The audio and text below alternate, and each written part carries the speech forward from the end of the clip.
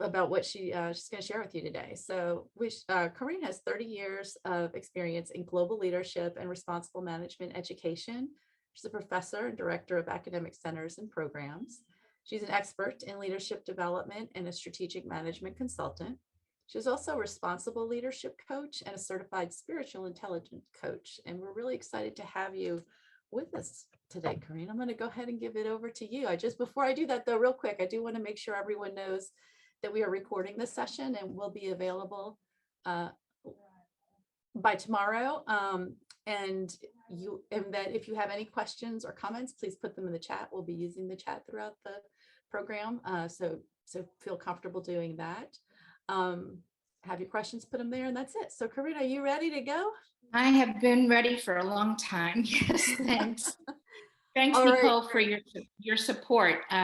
Because hello, everybody, welcome. And I know it's coffee time or something because it's 3:30 in the afternoon, at least where we are, Central Time. But Nicole is going to be managing the chat in the sense that I'll be asking you to put things into the chat, and I can't watch you all putting things in the chat and continue with my train of thought. So thank you, Nicole, for doing that. And then there will be questions, and we'll do a Q&A session at the end. I was listening to you, Nicole. My biggest, I guess I would say, I don't want to say fear, but is that I speak too fast. So what I'm speaking with you about and sharing with you today is not something that I can race through. So this is a practice for me to remember that I understand it, but if I go too fast, other people won't understand it. So what this is about, as Nicole said, is really today. I mean, what's happening in the world today, whether you're in business, whether you are a political leader, a mom, it doesn't matter. We are in a world that's very complex, and the leadership skills that we were given, or even the beliefs we have, some of them are no longer effective. Okay, so what I'd like to do as part of this concept of a spiritual leader or spiritual practice or responsible leader is to have us for 2 minutes, let's say, that's all it'll be. If we can do a very basic breathing, centering kind of thing. And I invite you to close your eyes and get comfortable. And what's really great is putting your feet firmly on the ground or on the floor in the room, whatever it is, but get comfortable. Okay, so I'm inviting you to participate in this with me. Now, I ask that you focus on your breathing. You do not have to do anything but focus on your natural breath. Nothing needs to be done. This is perfect, your natural breath.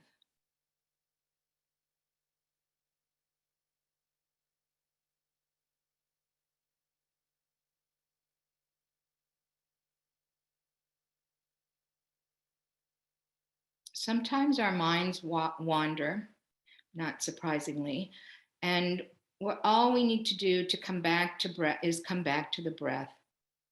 Thought may be what you're cooking for dinner tonight, or what meeting you need to go to next, or which meeting you came from. Just go back to your breath. Let that thought go.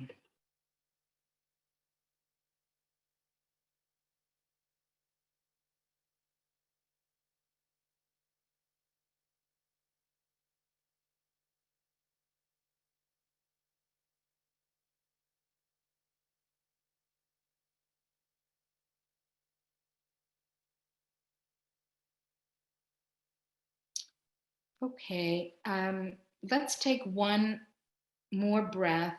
And when you feel you're ready, please come back into the room, as I would say if we were all, I guess we can call this a room, into the main room when you're ready. So one more breath. And then when you're ready, open your eyes and come back to the room. For those of you, for all of you, I ask that you put into the chat, one word that you felt about the experience you just had. Just one word. And this is where I will ask Nicole, sometimes if something keeps popping up, as some, more people answering this than that. It's always interesting, but all of you can see the chat. So you'll see the words that come in. As I said, I'm not looking at the chat. So We've got Nicole, have you got a few people Sure, we chatting? have people are feeling calm, relaxed, focused. There's some more calm. Calm is good. Serenity, Oh, time, relief. oh, great. Thank you. Thank you for sharing that. Super. Yeah, thank you for sharing. I need to share my screen now. So let's hope this works perfectly. Uh-oh, where it is. Here it is. Okay. Okay. So that everybody can see my screen? Yes, we can. Thank you. Okay, so we did our centering practice, and as you all noted, it usually makes us calmer, or at least present in the moment.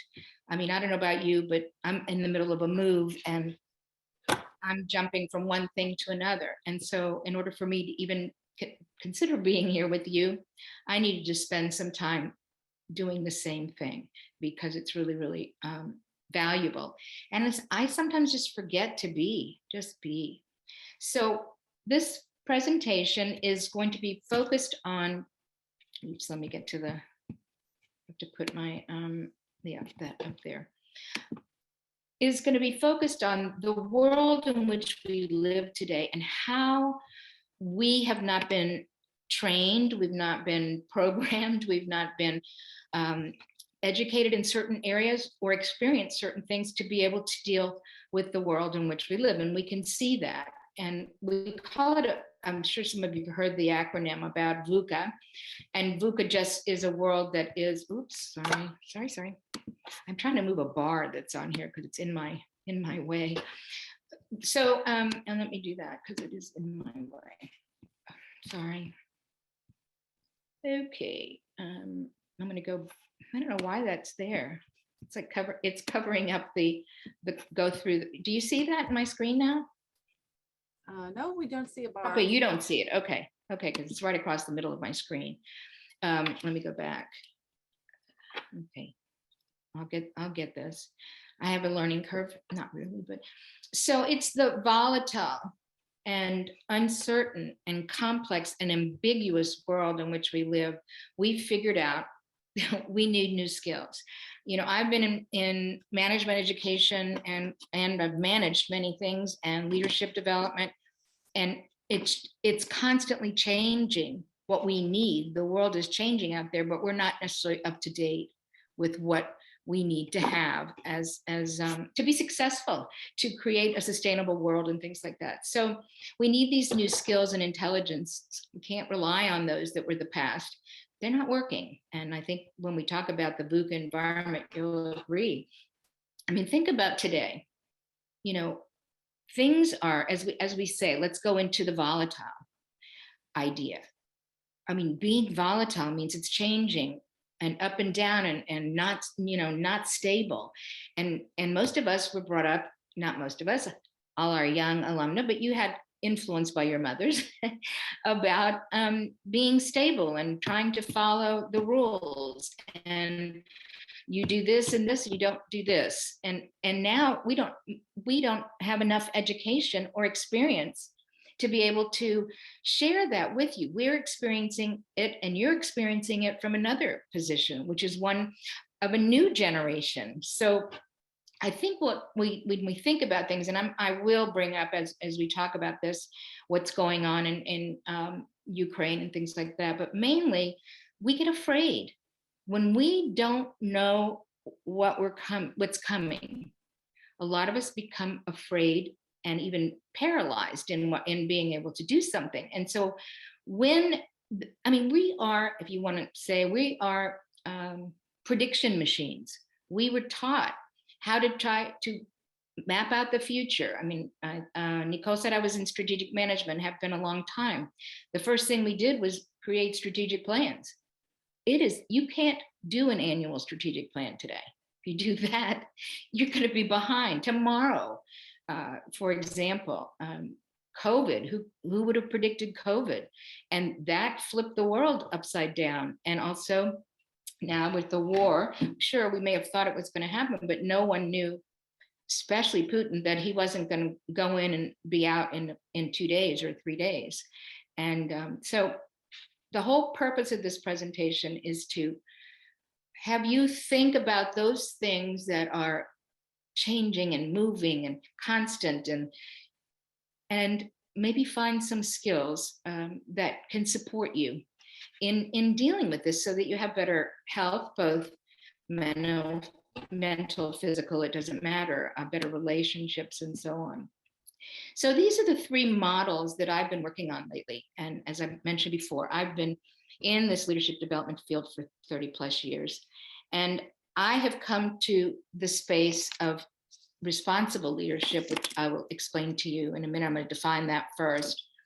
And I found that space maybe 25 years ago, that I realized people weren't taking responsibility for their actions.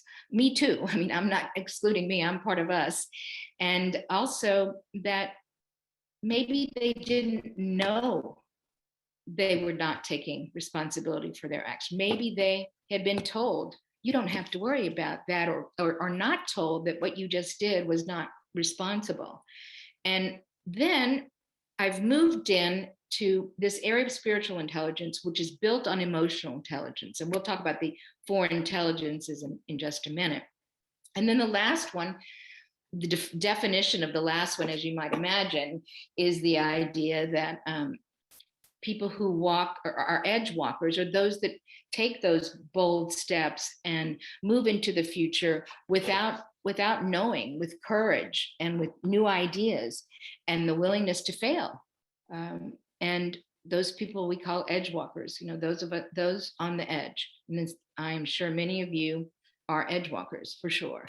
Okay, let me go back to okay.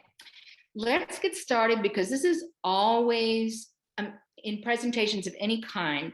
Sometimes what I think maybe that this is what you understand that I'm saying, or that you understand what I'm saying because I'm saying it, and I could be completely wrong. So, and I have been in the past. So what I'd like to define here is the difference between spirituality and religion, and also let you know that this whole topic is faith neutral. This has to do about behaviors, not necessarily beliefs. So spirituality is the need to be connected to something larger than yourself or ourselves, something we consider to be sacred or noble or even divine.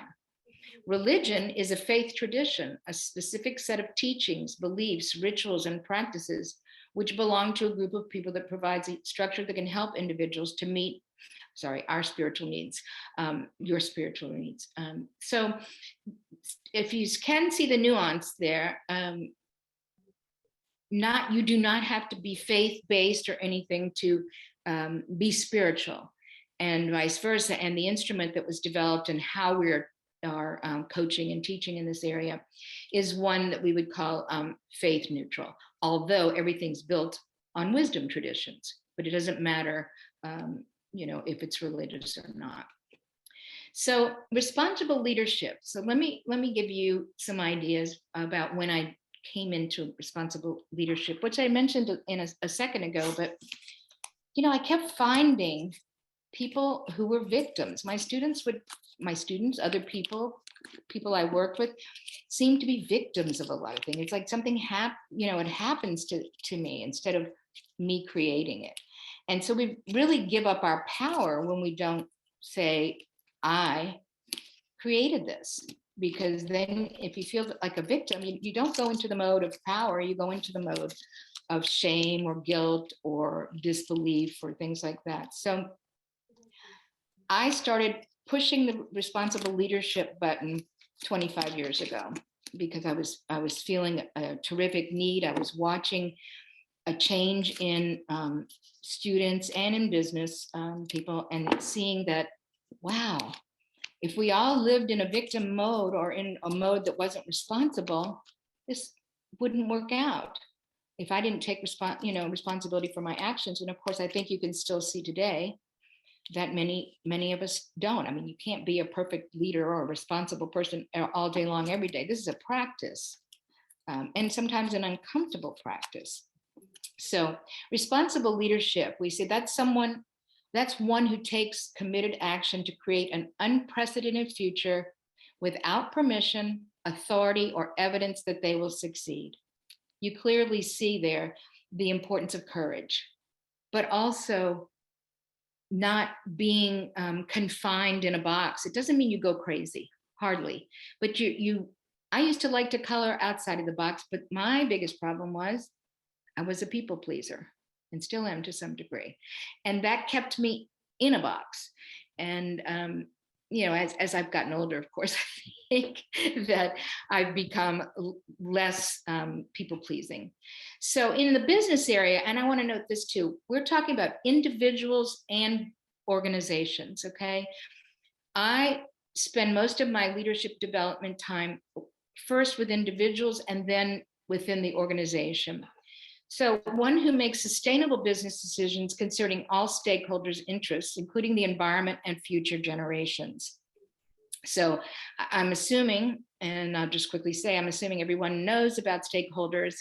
And, for example, a company has customers and suppliers and so on. And then we individually, have our companies. I might be an employer, but I'm also, a member of a group of people that like to further the education of women, or I'm also a mother, and all of these things come into play. So I need to consider all of the people that are in my sphere of influence before I make a decision.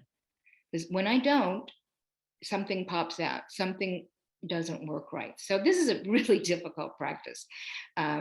Anyway, so I like to start everything with the idea of self-awareness. Almost every intelligence, every practice, every thing we do, we must be self-aware, okay?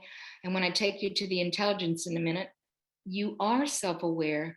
You do set goals for your life. You lead by example. As I said, some of us, fear was a big part of my life. Maybe that's why it kept me pleasing. But being fearless or being courageous, honoring others, embracing new ideas and opportunities, question everything. Do what is right, not what is easy. Find goodness and beauty in everyone and surround yourself with mentors and teachers. And I would like to tell you that when as I said, I've been doing leadership development, but what I would like to share with you is the immense impact over the years as I have put some things that maybe administrators and other faculty people might say is a little edgy, or, why are you, teaching them this and that. I would do experiential work with them. So the students in their program would clearly know that something was changing. There was resistance always. There's always, for all of us, resistance.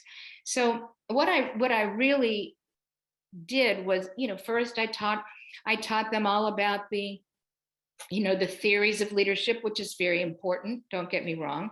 We remember Maslow's hierarchy of needs, and things build on each other. However, they also become obsolete. And so this is where I think maybe I had some inner knowledge or some sort of awareness of when it was time to change the narrative, or to reskill, or to give students and others experiences that would change their lives and would change the life of others. And I usually was a step ahead. So that's when I say that, the administration, the faculty, the organization was maybe not caught up with me. And so there would be resistance on what I was trying to do. And at the same time, there was, after time went by, there was a strong appreciation for the change that the person created themselves. I didn't create that, but they were given the opportunity to go deeper,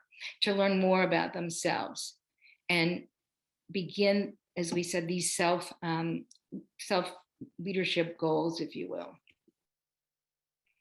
So this is leadership in the concept of responsible leadership. This is a skills assessment, okay? and it was done by Corinne. It's validated and all those things, and it's something that is offered by Corinne Muff, and I actually offer it as well. And it identifies different business activities and social or interpersonal relationships. These are just a few. They separate into skills doing and attitude being. And I very much like to be working on the attitude being, which of course you still have to be doing. But an example would be, if you are respecting different interests and seeking conflict even for creativity, you need to be an open and trustworthy person, curious, courageous, and flexible. So that's an example there. And this assessment will rank you or put you at a certain number. And I want you to know this before I go on.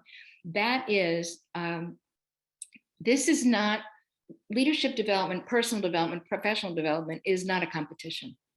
Okay, you are on the path you are on, and so that's where you need to be. You may choose to want to have a new mindset, increase, elevate a skill, something like that, but you are not in competition. We all have our own personal journeys where we are just trying to grow and trying to move on. So I just want to say that before we move on, because so many people compare. When they get a score, they think it's a grade or something like that. That's not what we're doing here. Okay, so the title of the program had to do with going beyond emotional intelligence to spiritual intelligence, and I would like to say that emotional intelligence has been very, very important the last 25 years. It was brought to us in about 25 years ago by Daniel Goleman, and it helped us have interpersonal relationships. In fact, what it did was we were taught, a lot of us, and we continue to teach this idea that you have to be analytical. You need to do this. You need to do that. And when it's important. You do need to have analytical skills. You do need to have it. But we found, people with the same IQ. That was the big measure of learning. And it still is to a certain degree, but not as much. We thought, well, I have a high IQ. I can do anything. And come to find that those with the same IQ, one with emotional intelligence, tended to be far more effective and far more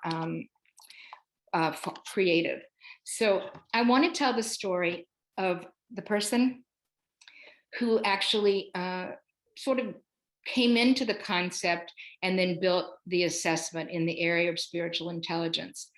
Her name is Cindy Wigglesworth, and I love this story because it's so true and it's inspirational. First of all, she was working in HR at ExxonMobil in the probably late 70s, 80s. And after her first year there, a group of engineers came to tell her that she was really difficult to work with. And she said, if a group of engineers is telling me I'm difficult to work with, then I better do something about it. No offense to my engineers and my analytics. And so she actually began studying emotional intelligence, practicing, getting coached, and so on.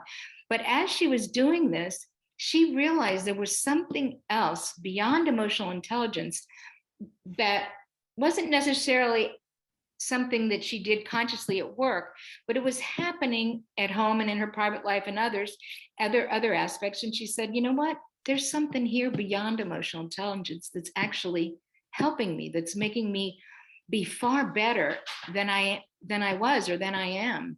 And this was puzzling her for a long time. And she finally said, I'm going to leave ExxonMobil and I'm going to investigate. I'm going to go on this journey. And ultimately it became the concept of spiritual intelligence, which I said is also was bedrocked by emotional intelligence and other things. So she's amazing, and she continues her work today. So you remember this, I believe, the 4 intelligences. There are many intelligences, but these are the ones that we think of as we progress in life. So when we're babies, it's all about our physical. How do we move? I just rolled over, or so on. And as we get older, as we age, it becomes more like, how do I stay healthy? What do I eat? What do I do to make sure that I have a long life and a healthy life? And then the IQ, as I said, when I was growing up, and many, even my children, I remember this, the IQ was important. I mean, you kind of said it in secret somewhere. Your teacher would whisper it the student's teacher would whisper it in your ear and say, your daughter has a blank IQ. And that became an interesting measure. But the SATs and all the things like that are completely a measure of IQ. They're not a measure of anything emotional or interpersonal or anything like that. So we came in with that idea that I will succeed if I've got this IQ and this analytical mind. And then we get into offices or organizations or even in families where we realize, oh, okay, this is all great knowledge, but I'm not doing this very well. I mean, I'm doing it like it says to do it, but there's a person involved or another person involved. And we keep having to manage ourselves and our relationships. And emotions, let's be honest, precede decisions. And that's why they used to say, oh, leave your emotions at the door. We can't do that, though. That's the issue.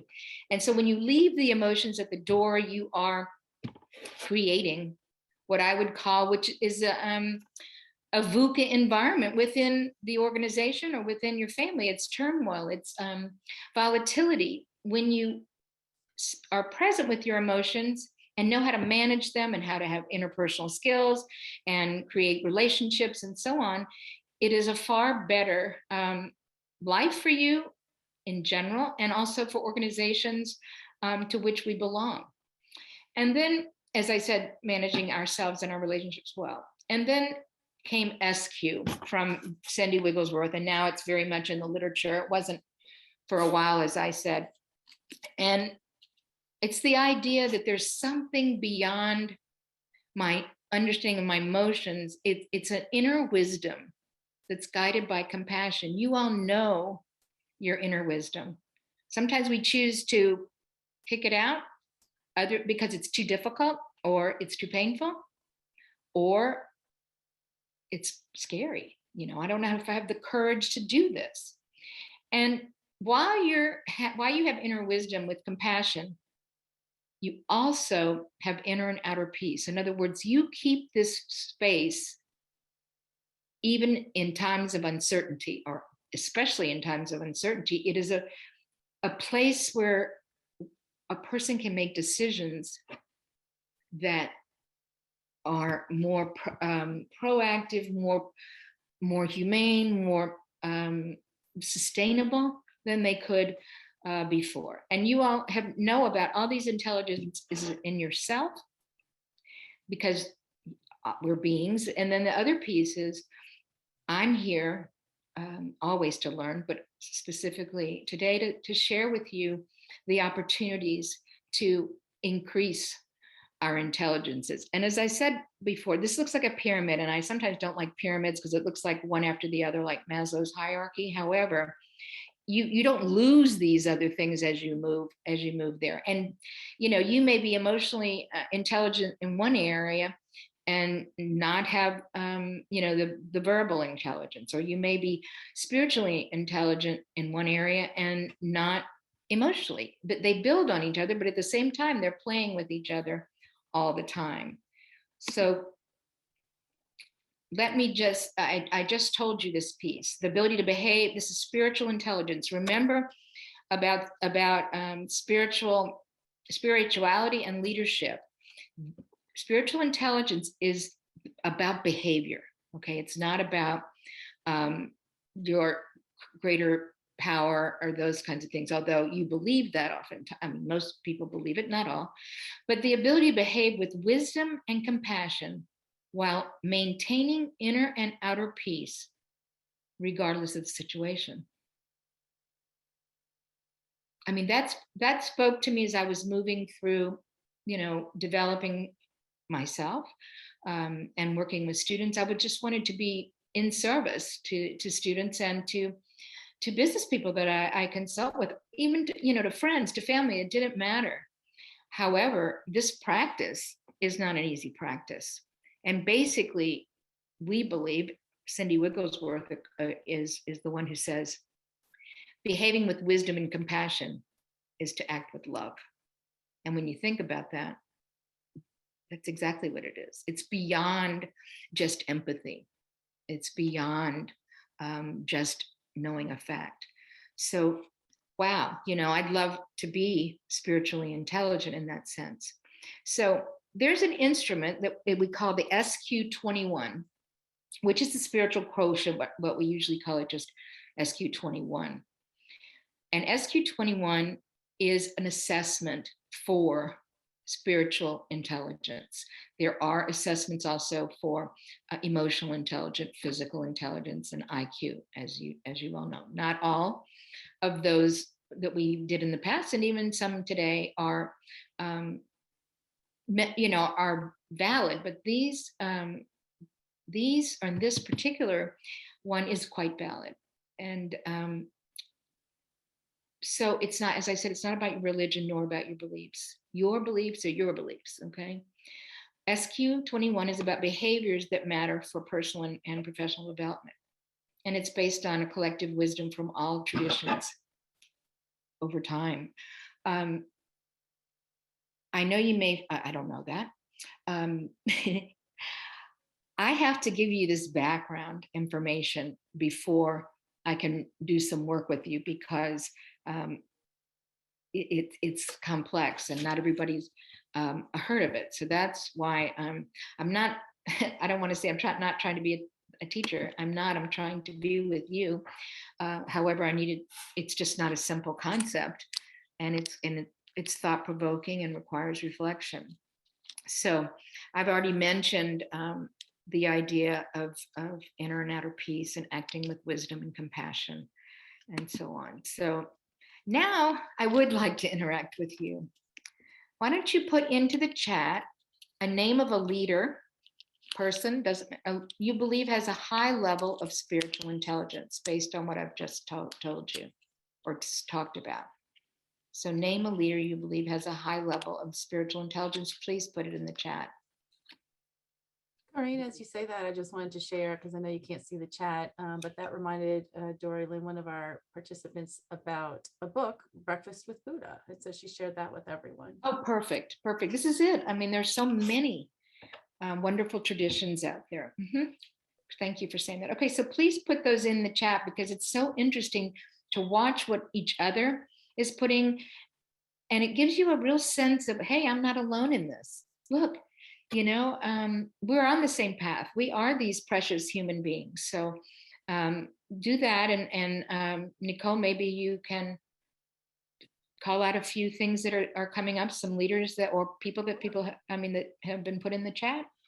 We've got two participants mentioning Dr. Fauci, Michelle Obama, Shirley Chisholm, both Obamas. We'll say that. Maya Angelou, Stacey Abrams, Gandhi. Mm-hmm. Let's see who else. My mother. Yes. I like that one. And Oprah. Okay. And I don't know. I do have a couple of friends in the group, because my best friend also graduated from Tulane, from Newcomb, and also I have two cousins that I believe are in the room. I can't see you, but they're there too, which I really appreciate, because it gives me the love in the sport that I need. And also, I think you all are open to this. I mean, when I heard what you wrote about how you felt after you just sat still and took a moment. So I do want to share a story. I was speaking with my best friend this morning, and I was sort of practicing, but also just, we were talking about the day, and that she would be at this meeting. And I said, Anne, I said, Anne, name a leader you believe who has a high level of spiritual intelligence.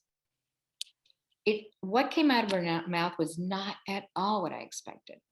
She said, my sister. my sister Joyce.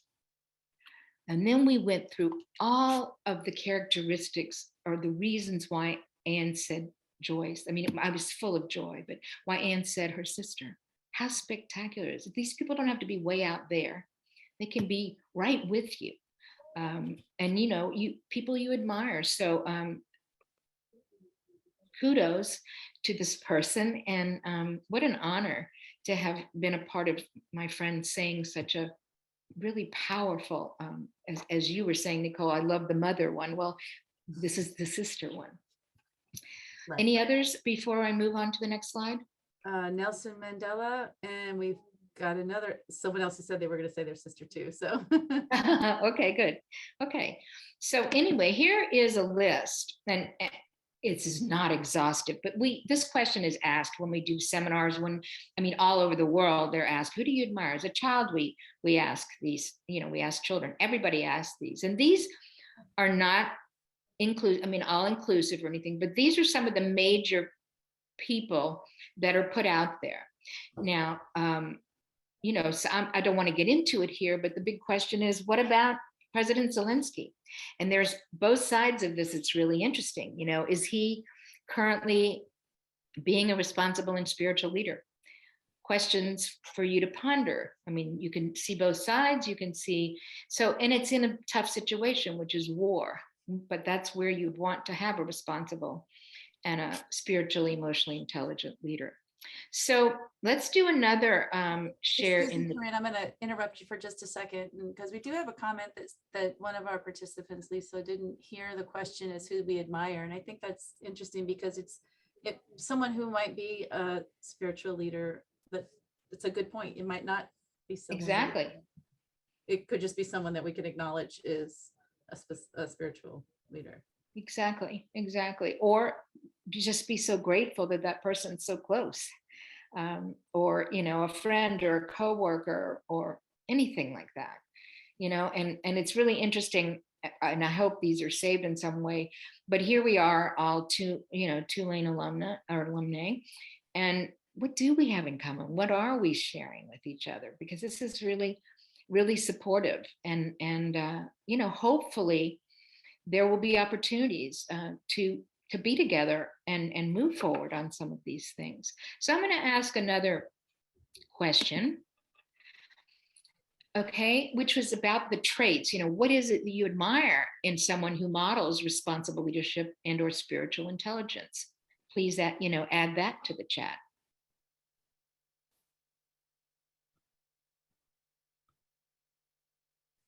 I can see the number of chats.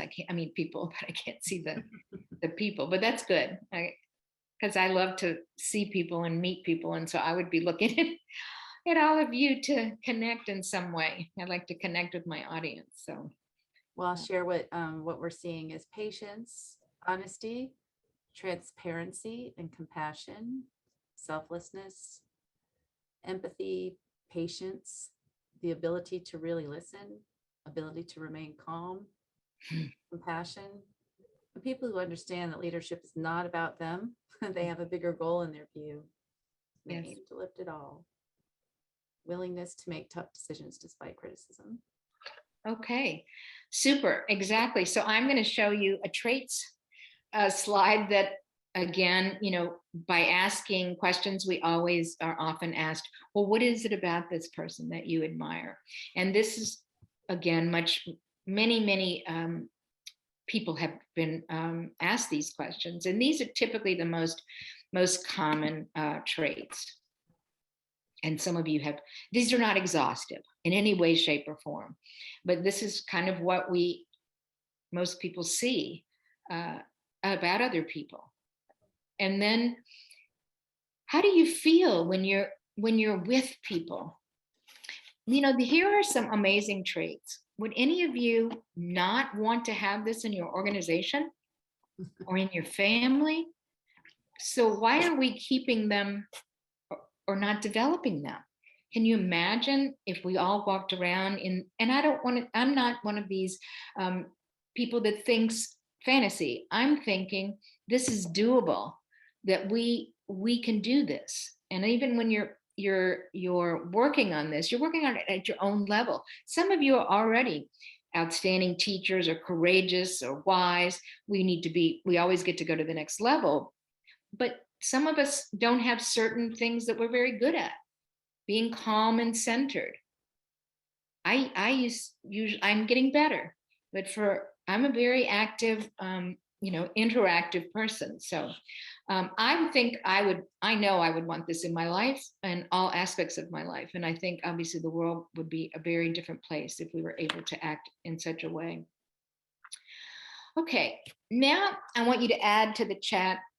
You don't have to use those traits, but which of the traits that I just showed you or we've talked about do you wish to exemplify?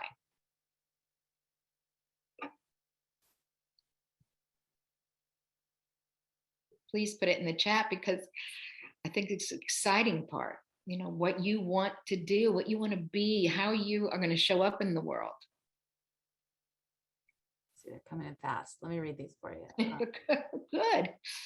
Willingness to share, compassion, transparency, ability to inspire others, inspiration, calm, integrity, ability to inspire others, empowerment, and inspiration. Wow. Wow. I'm sure some of you are doing this already, however, as I mentioned, I've been doing leadership development for X amount of years, but it's always changing. I'm always taking it to a new place. I mean, when I was younger, a young child even, I knew that there was something bigger than me. I think about this, probably 8 years old.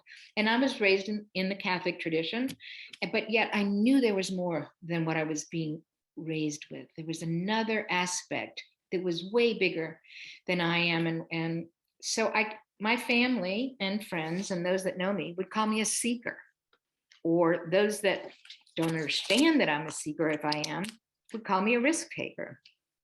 And sort of edgy, like we were talking about. And this is facing my fears all the time. I mean, practicing courage means making mistakes, falling down, whatever it may be, and getting back up and trying again or something new. So these traits that you all are saying, are there a few more that came in, Nicole? I believe we did not have, I think I read all of these. Okay. Well, those of you, put it in your own heart that you want to do, but thank you. Thank you for wanting to exemplify these traits. And reflection and ways of doing, of self-awareness and so on really help you here. I think many of you have become good observer or effective observers of yourself. However, sometimes in the moment, when we're acting or whatever, when we are acting, make a decision, behaving in a certain way, we may not be, let's say, holding the trait or living the courage that I say I want to live. When I understand that, or I look back on my day, or I may notice it in the moment, but not quick enough maybe to change it, or maybe it doesn't work to change it at that point. At the end of the day and in the first thing in the morning, I'm a journaler. And I like to reflect on behavior, what I learned. And recently I've had some very interesting learnings that I think deep down I knew, but I didn't want to know. Some of those things that come up that I'm okay, now I have to deal with this. And that's the big part is if you choose to go to, further along in a particular trait or skill or so on, you don't have to. But for me, when I learned and really understood that my life, I was responsible for all the things in my life, it was great because I felt empowered. And the other thing was, this part was a little harder, which is, oh my goodness, now that I am responsible, I know what I need to do in this situation and how I can correct it or how I can make it better. And that puts a heavy burden on you. But it's so worth it because your life is much freer in that sense. And this is, I want to say this over and over, this is practice. You may do it you may be kind or courageous for 5 minutes. Okay, great. Hooray. Or you may practice something else. We are human. And, I certainly make mistakes or fall off a value or a trait that I might have. So just wanted to say that. Okay. I went and got some quotes just because, and I wanted some older ones, but just because I want to again approach self-awareness and the importance of self-awareness. It's the first quadrant in spiritual leadership, which we will look at next. And then when I did these with Aristotle and Socrates and so on, I was thinking, well, wait, these are, way back when older people. But then at the same time, they were wise and they were saying things that still are relevant today. The biggest one I find is, we don't necessarily see things as they are, but we see them as we are. You and I can look at the same thing, and this, and see something different. So this is why self-awareness is so important. And it's, as I said, it's difficult, but it's really kind of fun too. Okay, so here's a big model. I'm not going to go through the model, but these are the 21 skills that are measured in the SQ21, in that assessment. It's valid. It's been tested and tried many times, and it's certainly validated. And there are 150 questions in this particular assessment. So it gets to different ideas and awareness of your own worldview, for example. There may be 3 questions or statements that you have to work with just on that one skill. You don't know this as you're going through it. However, we have to come at it from different angles, and we also come at it from different places. I may be further along on my journey as far as awareness of my worldview, but then I may not, have great awareness of my values. And this can happen.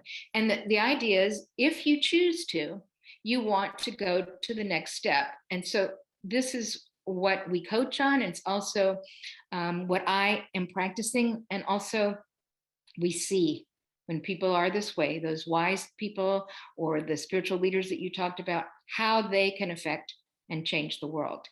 And, we don't have to change the world, but if we change one person, ourselves, and we also maybe have an influence in our spheres, then hooray. I mean, this is wonderful. And we learn from others. That's my purpose, or my mission, is teaching, learning, so it's teaching and learning and teaching. And I love it. And I love this because every day I wake up and I say, there's something new today, but I have to be conscious. I can't be walking through unconsciously. Okay. So here are 4 quadrants that you see. Quadrant one is self and self-awareness, similar to the emotional intelligence as well. And universal awareness is quadrant 2, self and self-mastery. 3 and 4 is social mastery and spiritual presence.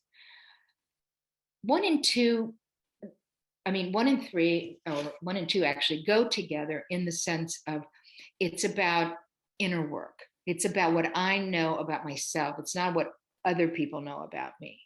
Okay. And so that is very important. But when you get into the idea of social mastery and spiritual presence, you're actually using all 3 quadrants before to help you become, a wise and effective teacher or more of. And remember, there's no such thing as perfection. And as I said, there are different levels, but because I'm on one level in one thing and you're on another level on another thing, we're not comparing, okay? We're working and being the best people at selves we can be. So this is tailored to you, not to the world. We're not comparing you with the world or doing anything like that. What I also love is at the bottom about the idea of calm peaceful times that you have when you've begun your self-mastery. And then when you become in quadrant 4, you become compassionate and you have wise action, which we talked about. So these quadrants are related to one another. They have a basis of emotional intelligence in the sense, quite the similar quadrants, but a very kind of different take on what needs to be done. So let's see. I'm going to spend just a moment or two on quadrant 1, which is self and self-awareness. I'm assuming, because you all are, living in this world and hopefully thriving as well, that you are, self-aware. But I want you to also look at self-awareness in more than just, I know myself. Think about it in things like my worldview, my purpose. What are my values? Can you prioritize your values? That's a tough thing to do. And sometimes it shifts over time. You can have values and they move in different orders, but ego and higher self. There's nothing wrong with an ego. However, an ego prevents us often from being our true authentic selves or having the traits that a spiritual leader might have. As I said, when I want to, I'll be honest here. When I was preparing for this presentation, I was a little nervous and I was like, but that was my ego saying, oh, what are they going to think? Or how are they going to look at me? As soon as I shifted to what I believe to be my higher self and said, this is about them. This is about my love for others and helping others and opening possibly new ways of thinking or different perspectives. This is not about me. That's kind of the difference when I think of ego and higher self. We do need egos to protect ourselves and things like that. But the more you get involved, we don't want, if you don't use your ego of self-protection, you would walk out in the middle of the street. And that obviously isn't something that I would recommend or that you would do. So now, if we can, Nicole, I would really like to put people in breakout rooms. Is this the right place for me to do this? I'm sorry, I'd have to look and see. Oh, that's fine. I can create. Well, I don't know. Let's see. Let me see if because we're going to go into breakout rooms. Yeah, this is great. So what I'm going to ask you to do is, reflect a little bit. You've got a little bit of a minute or two before we put you into rooms, and think about some practices that help you with your self-awareness. As I mentioned one already to you, is journaling for me. Brings me, and sometimes, as I said, it's joyful, but it also can be scary, and I can be judgmental. And that's one of the things about those that are higher self. Judgment is not involved. Also, another one for me is to listen to music. Puts me in a very special place, especially instrumental music, and also walking in nature. I'm lucky because I live on the Mississippi Gulf Coast, so I can walk on the beach. So let's put them into the rooms. Put everybody into a room, Nicole. You all share with each other. How many are in a room now? We're going to go with 5 breakout rooms. So it'll be about 4 people in each room. Okay, perfect.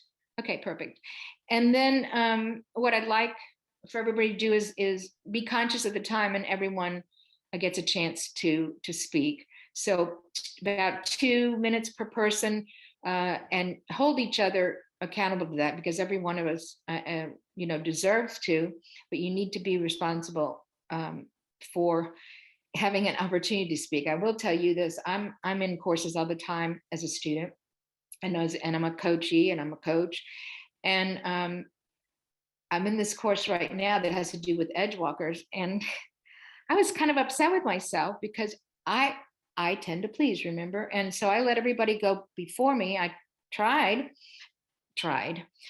to get this woman who wouldn't stop speaking, to stop speaking. And then, but in my mind, and this is what I'm talking about here, is I didn't end up speaking, but I'm responsible for that, not her. So be conscious of that. If you have something to say, which every one of you do, then make sure you get heard. I mean, part of this is my being brought up to be, be a good hostess or be this, so that others go first. Well, I knew in my soul and heart that day that I should have gone for. I knew it, and I didn't. And look what happened. I had no voice. So, okay, enjoy your time together. All right, I'm going to sending everyone off now. So here we go. Thank you for doing that. And again, you may want to put. I hope speaking with each other was helpful, because I want to make some time for Q&A.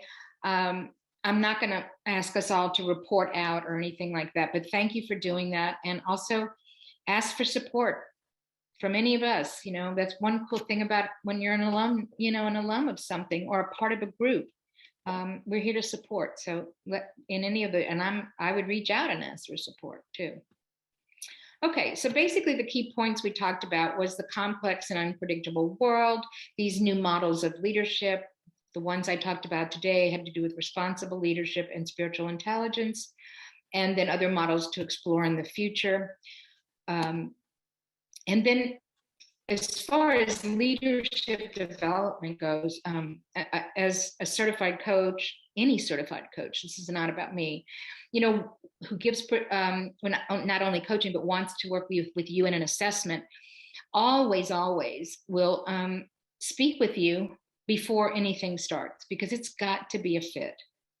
I mean, when you're working with a coach or anything else, there has to be that trust that's there and that fit. And, for example, for me, if I can't help you, or if it's not what I am, feel is the best for you, I'm going to say no, in a nice way, and probably recommend someone else that can do it more than I can. But so we all do that.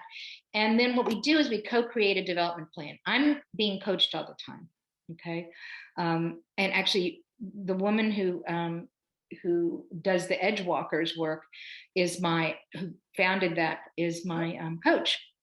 And so I'm always working on myself, and we've created a development plan, which we continue to revise as certain things happen or as something on the outside happens.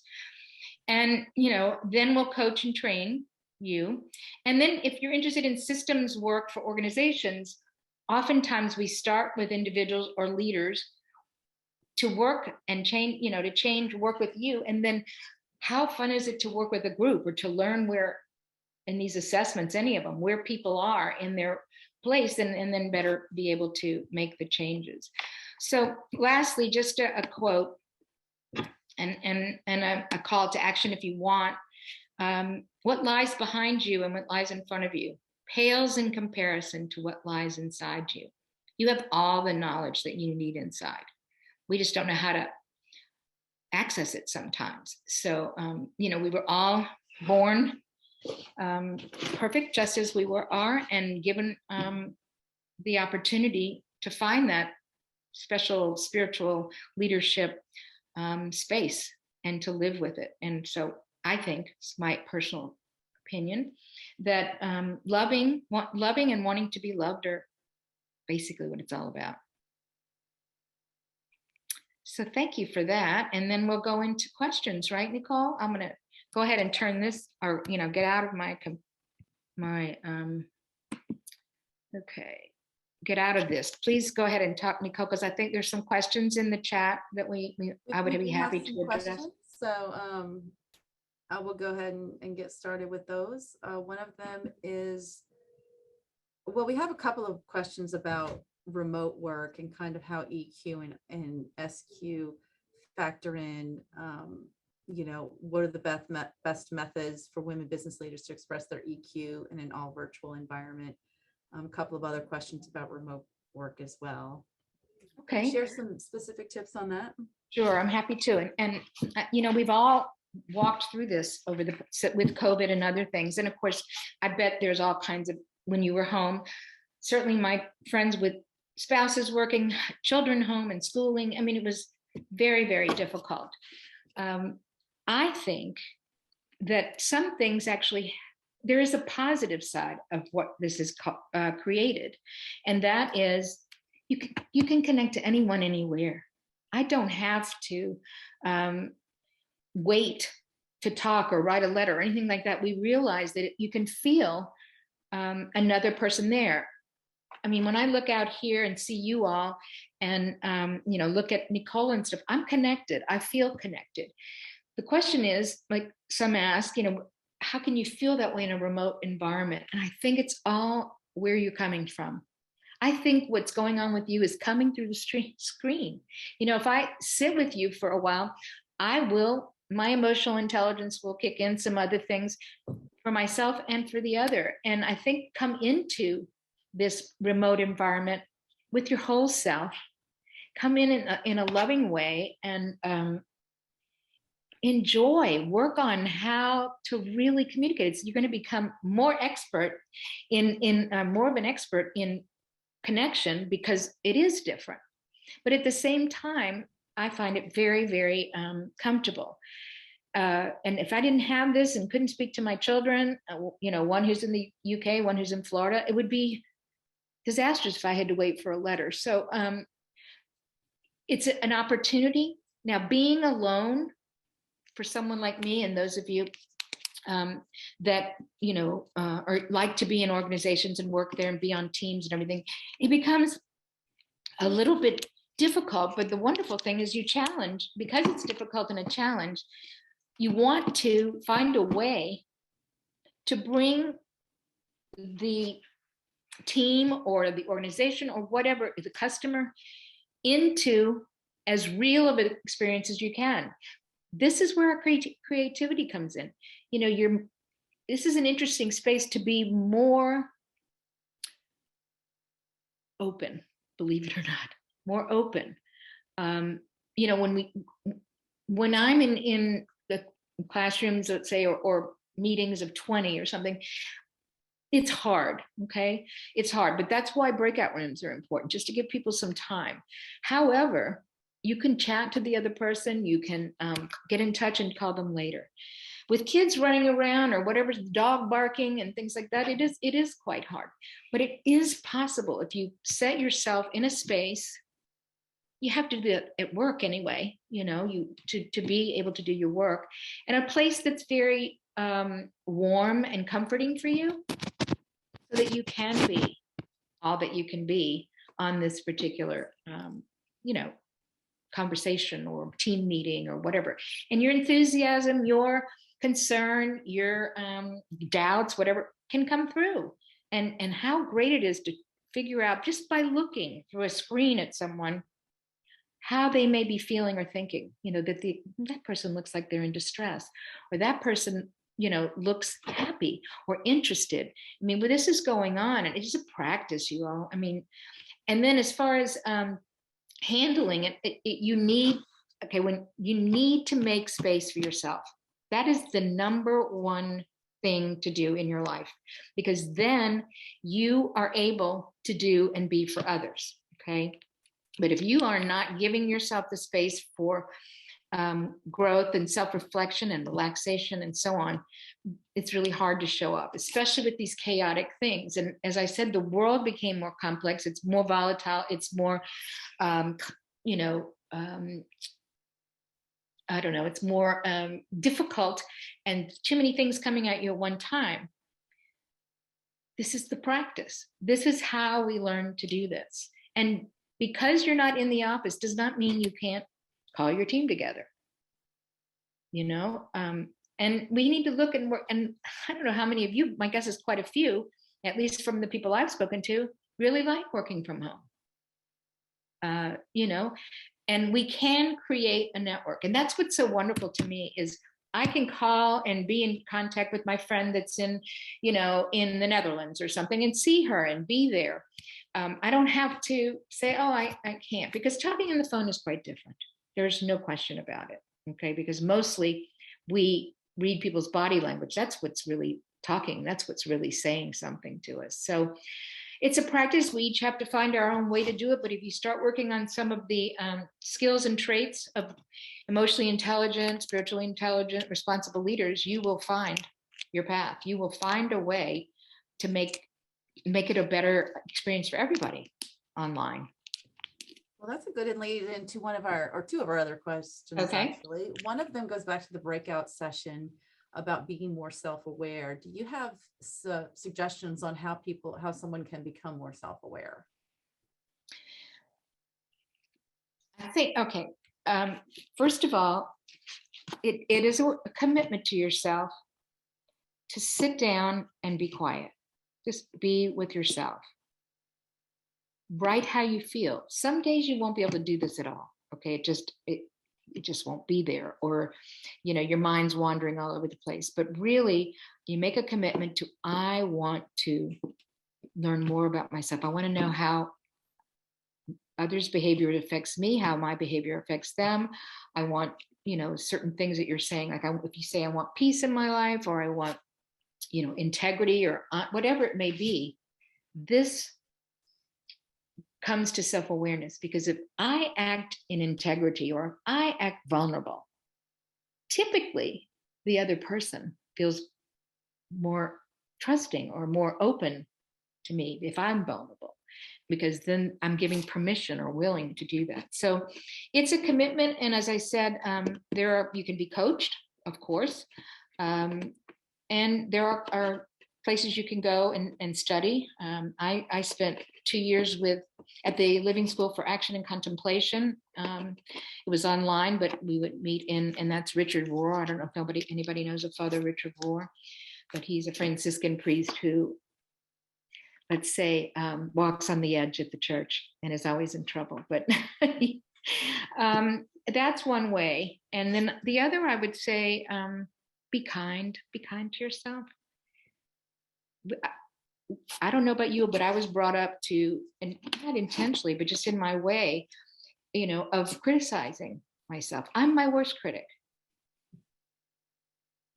If I can be kind to myself, I tend to relax a bit, and then I'm able to be kind to others or whatever. So you may need help on this first trip, through self-awareness. And you've been doing it all your life. You just haven't necessarily focused on it.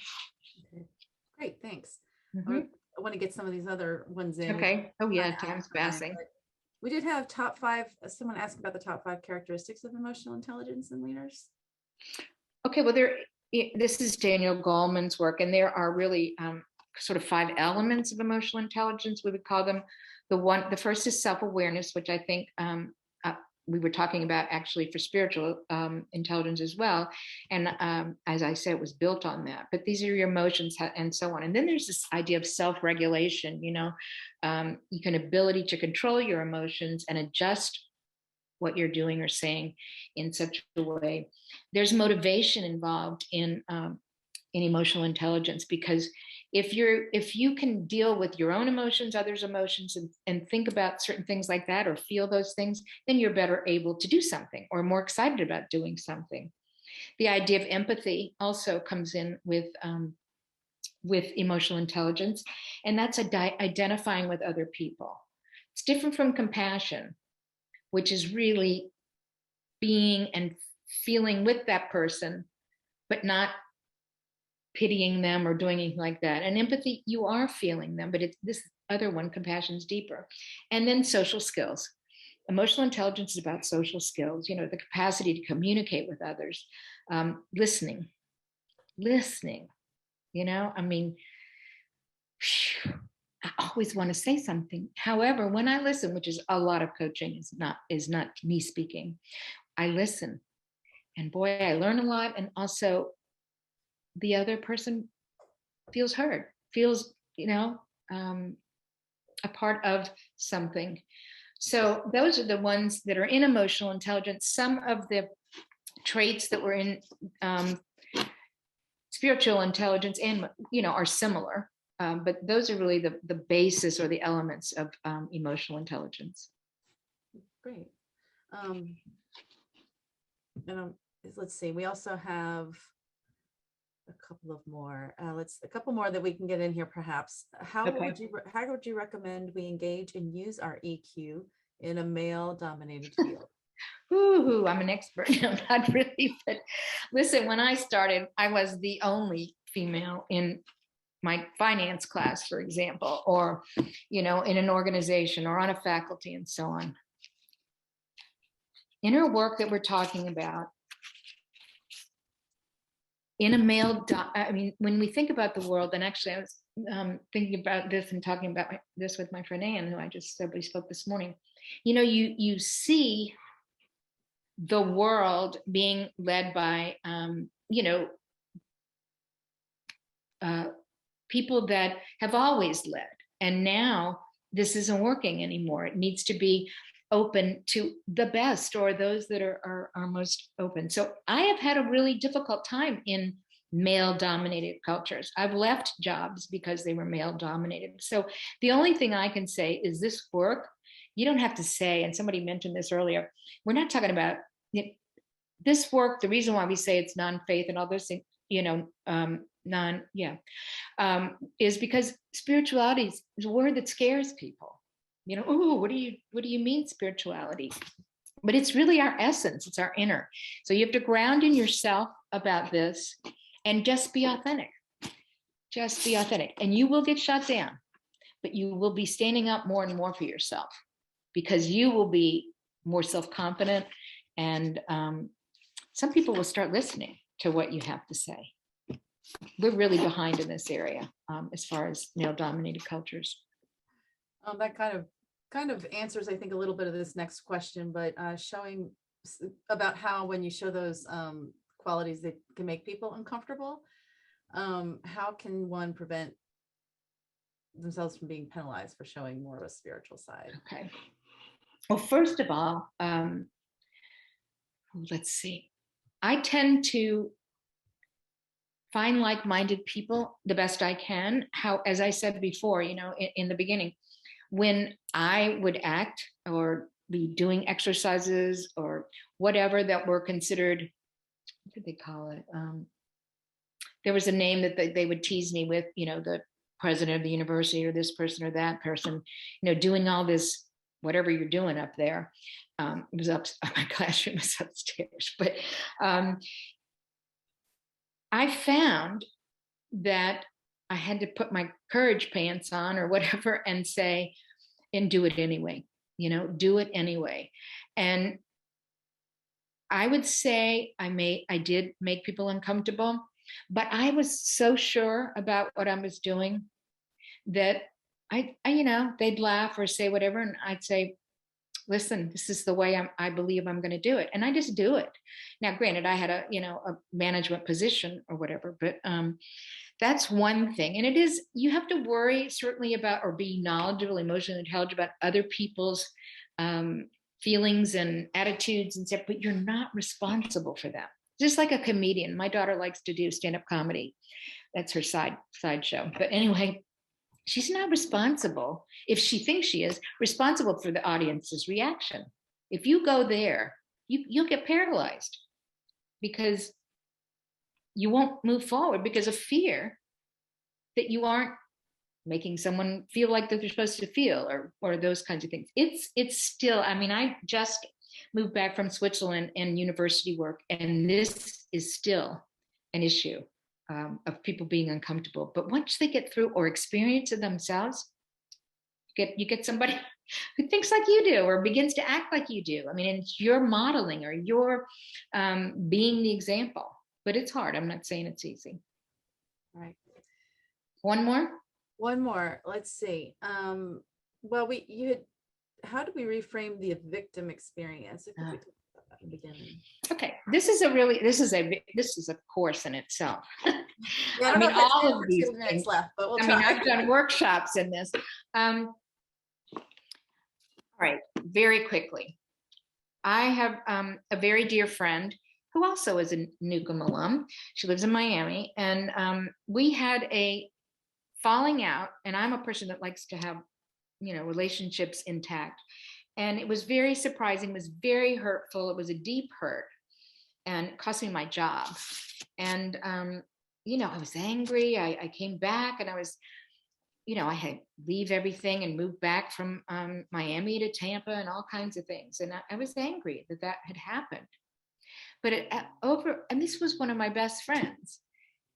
And over the year, over a year. This was stuck in me, this anger or this really sadness. And so I finally decided I was going to pick up the phone. I was not a victim of this.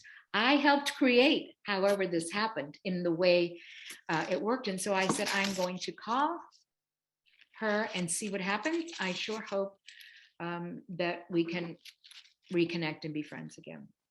So when I called her, she picked up the phone and she said, I'm so glad you called. I've been missing you.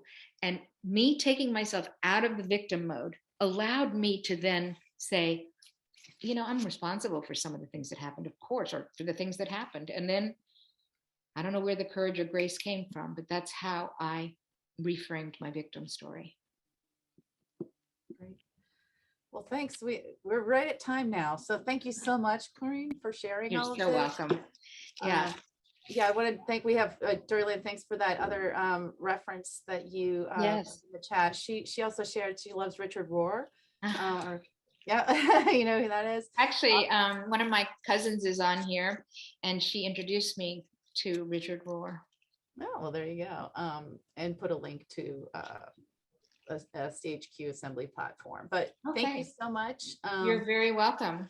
Thank you all so much for attending, and I hope that you've been attending other sessions. I know I've seen some of you in other sessions today, so I just want to thank you so much for attending everything you've attended during the day, but this session as well, and sharing. And thank you, Corinne. And we have one last session of the day. If you can, well, and remember, I mean, we are sisters, and we get to support each other.